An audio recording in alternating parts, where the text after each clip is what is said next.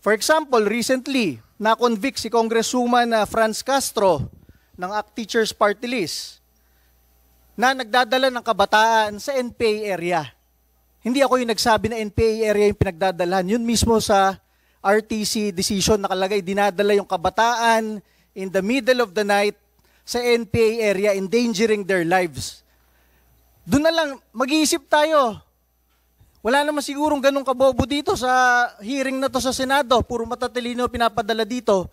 Saan nga nakakita na dalawang kongresista, hating gabi, nasa bundok, anong ginagawa nila doon?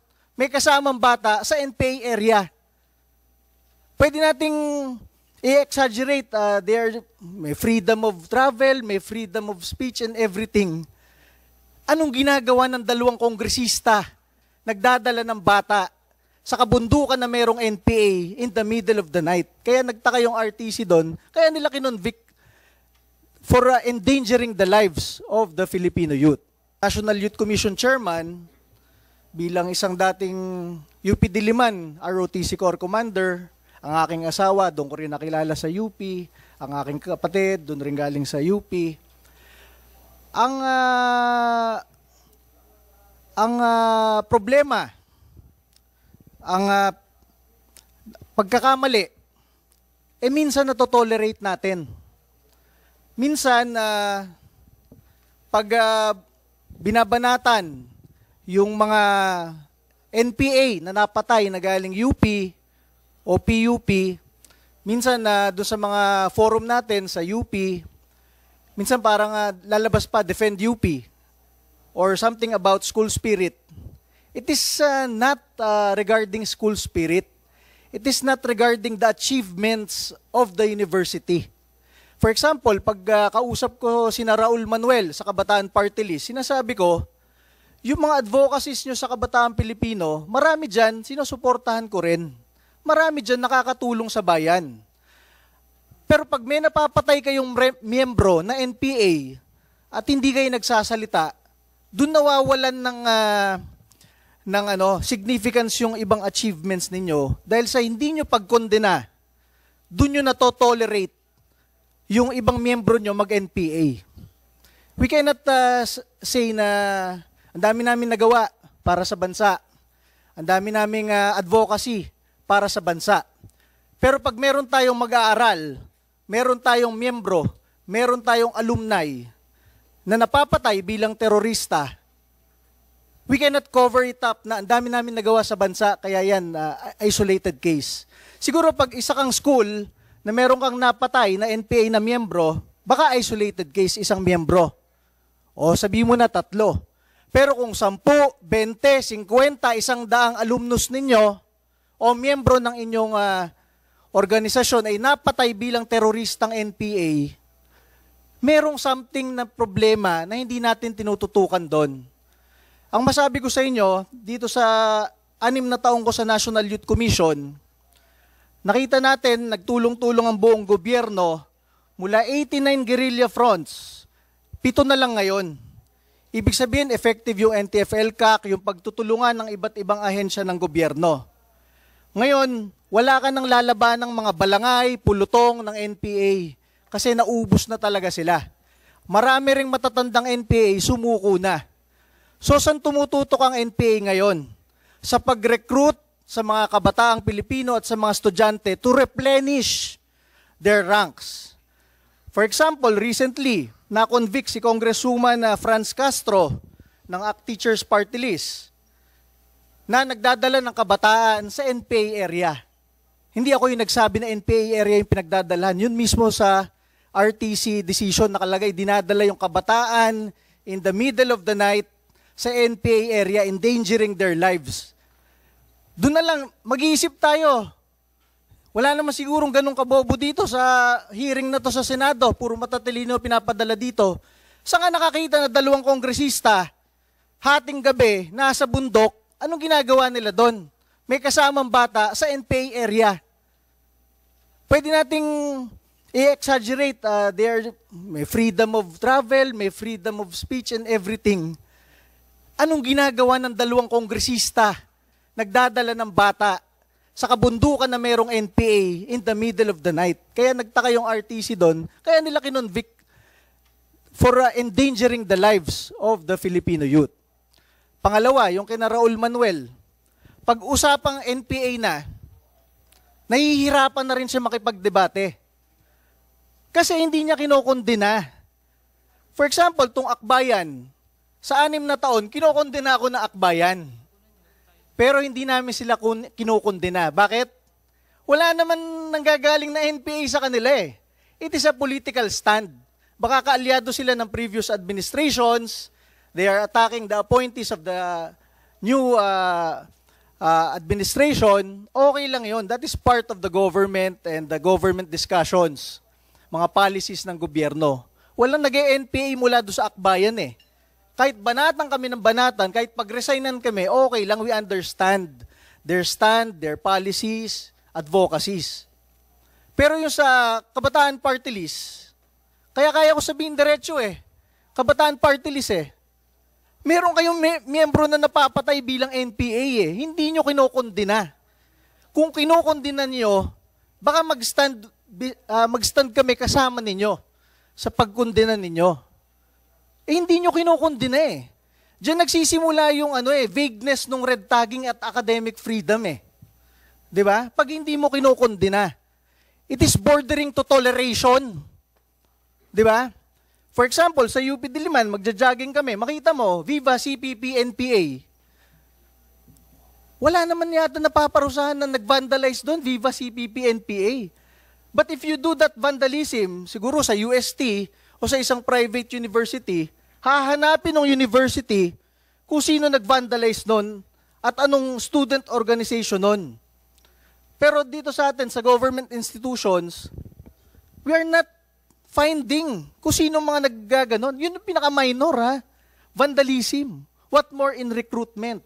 Nandiyan sina Kate, galing UP Diliman mismo. They became NPA members. Hindi natin kaya sabihin na nire-red tag na naman yung UP at PUP. We can just rely on the records of the government. Ilan yung miyembro nyo, alumnus ninyo, estudyante ninyo na napatay as NPA. 'Di ba? Isipin na lang po natin, karamihan naman dito merong anak. Nagpakahirap kayo magluwal ng anak, mag-aruga ng anak, hanggang makapag-aral ng pre-elementary, elementary, high school. Kahit ba anak ninyo, papayagan ninyong ma-recruit, papunta sa NPA sa bundok, hindi nyo na makasama. Baka pag patungkol na sa ating mga anak, magiging aktibo tayo. Pero pag anak ng iba, hindi tayo ganun ka aktibo. Ito sinasabi ko sa gobyerno in the past 6 years. Pinapasweldo tayo lahat bilang opisyal ng gobyerno. Bakit hindi natin tutukan talaga yung recruitment ng NPA na yan? Para matapos-tapos na. I am not saying na tutukan yung pag-demolish dun sa ideology, dun sa ideas nung bata. Kasi ganun rin naman sa Akbayan eh. Lumalaban sila minsan sa gobyerno, they are criticizing the government leaders, lagi. But none of their members become NPA fighters and terrorists. Kaya okay lang sila. Sa atin, kung meron tayong mag-aaral, meron tayong estudyante, meron tayong kabataan na napupunta sa bundok, hindi na nga kailangan sabihin na dapat ma-alerto na tayo. Ang tagal-tagal na nung problemang yon. Alam nyo, nare-realize ko kung anong problema dito sa atin sa gobyerno eh. The problem is so big na iniisip natin sa gobyerno, hanggang kailan ba termino ko sa NYC? Hanggang kailan ba termino ko sa UP? Hanggang kailan ba termino ko sa Senado? Hanggang kailan ba termino ko bilang mayor o barangay captain? Naku, yung issue na yan, di makakatulong sa akin yan sa karir ko. Kasi mawalan ka ng boto. Mapaaway ka pa sa school mo. Pero as of now, we are government officials being paid by the Filipino people. Sa tingin ko, sa 115 million Filipinos, hindi siguro bababa sa 100 million dyan ang nabibwisit sa NPA. Nanununog ng cell sites na nakaka-disrupt sa mga signals nila, nanununog ng mga truck at equipment ng construction, nangingikil sa mga businessmen, entrepreneur.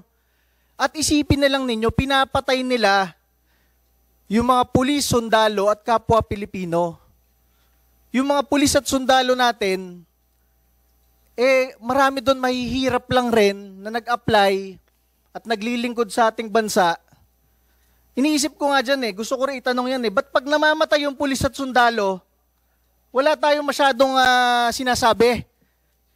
Hirap na yung pamilya ng pulis at sundalo kumuha ng benefits. Napatay yung anak nila ng NPA. Pero pag mayroong napatay na NPA, syempre lalabas na dyan lahat ng grupo. Dating member ng karapatan and everything, democratic, ganto-ganto yan. Sinasabi ko, inuulit ko ngayon, the only reason kung bakit lumalala yung red tagging na yan is because tinotolerate natin yung vagueness ng mga termino, academic freedom. Okay lang pag-aralan lahat ng ideologies at ideas. Okay nga lang pag-aralan yung rebellion Pero when your students, your members, bear arms against the government, against our republic, dapat na magsalita yung universidad na yun, hindi namin tinotolerate yun. Hindi yun, pupunta tayo sa Senado, dito lang natin sasabihin yung magagandang gusto marinig ng senador.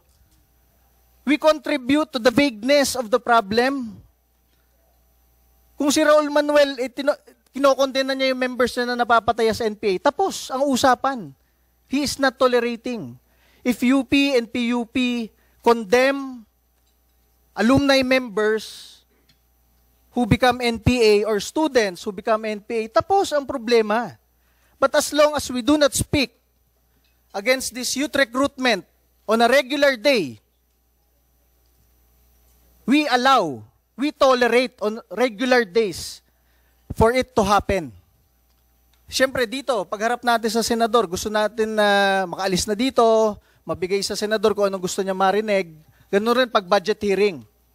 Pero sinasabi ko sa inyo, lahat tayo dito, marami dito, pinapasweldo ng taong bayan at ng gobyerno. At habang nandito tayo, mandato natin ipatupad ang batas na dalhin ng mga kabataang Pilipino towards nation building, create productive activities for the Filipino youth.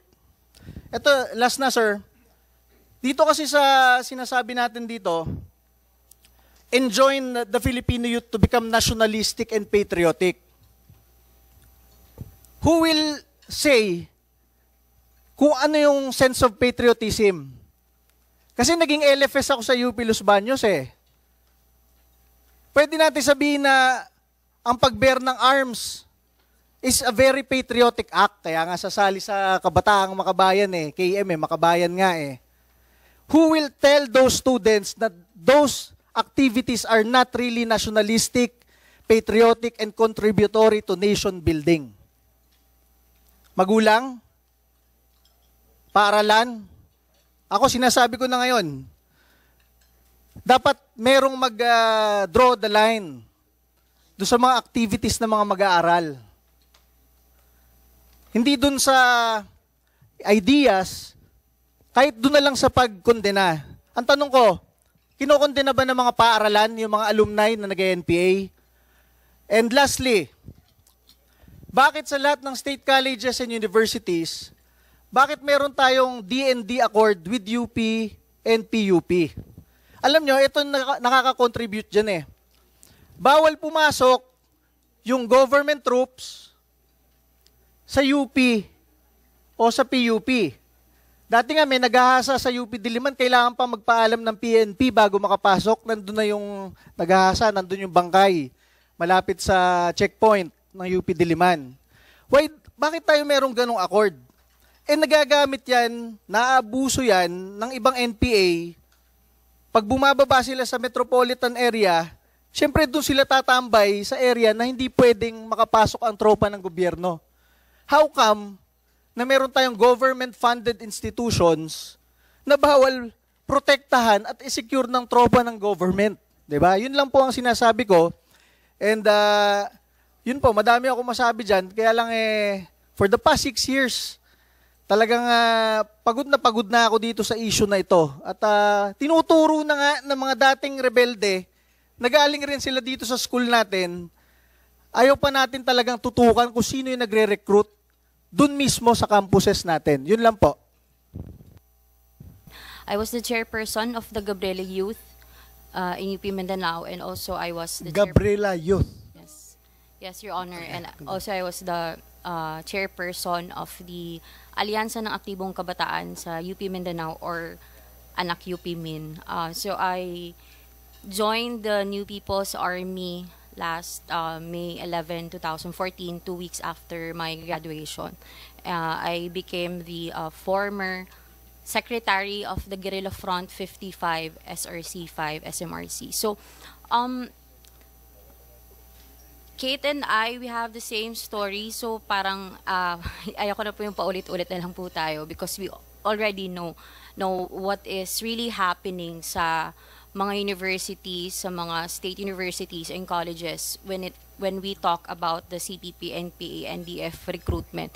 But maybe I just want to raise na marami kasing nagtatanong sa akin, so ano yung pwede nating gawin? So, given that napakarami na po naming mga former members ng legal front organizations na naging member ng mga underground mass organizations at hanggang naging membro ng Communist Party of the Philippines at naging membro na po talaga ng New People's Army, why not we will use our testimonies as grounds na itong mga identified legal front organizations ay maging basis kung kailangan pa ba natin silang i-accredit. Kasi we always talk about the policies, nagawa na natin tong lahat, Bakit may nakakalusot pa rin? Because the Communist Party of the Philippines will never stop recruiting students dahil ang mga estudyante ang balunan ng mga politiko-military cadre sa CPP-NPA, it is the responsibility of the Communist Party of the Philippines to recruit students para ipagpatuloy yung People's Democratic Revolution. It is part of the indoctrination, and it is the responsibility again of the members of the Communist Party of the Philippines. Miyembro yan ng legal front organizations at lalong-lalo na syempre yung mga miyembro mismo ng New People's Army. So, sa konsepto kasi ng People's Democratic Revolution, ng CPP, NP, NDF, may dalawang forma ng pakikibaka. Yung paulit-ulit na po din naming dinediscuss, yung parliamentary struggle and the armed struggle. Hindi po yan pwedeng magkahiwalay. As long as we are very open with the organizations that are already identified as legal front organizations, paulit-ulit magiging cycle lang po ito. Kasi we as former rebels, we are also sacrificing ourselves in exposing the truth po, kahit nga kami, after nito, tatawagin kaming taksil sa bayan, mga etc., all those negative na mga sinasabi sa amin. Pero at the end of the day, we are here alive to tell you the truth that this is not red tagging, siguro, yes, we recognize academic freedom, but academic freedom is not unlimited, we want to help you in creating a legislative bill that will not infringe the academic freedom of the institution, and of course the students' constitutional right.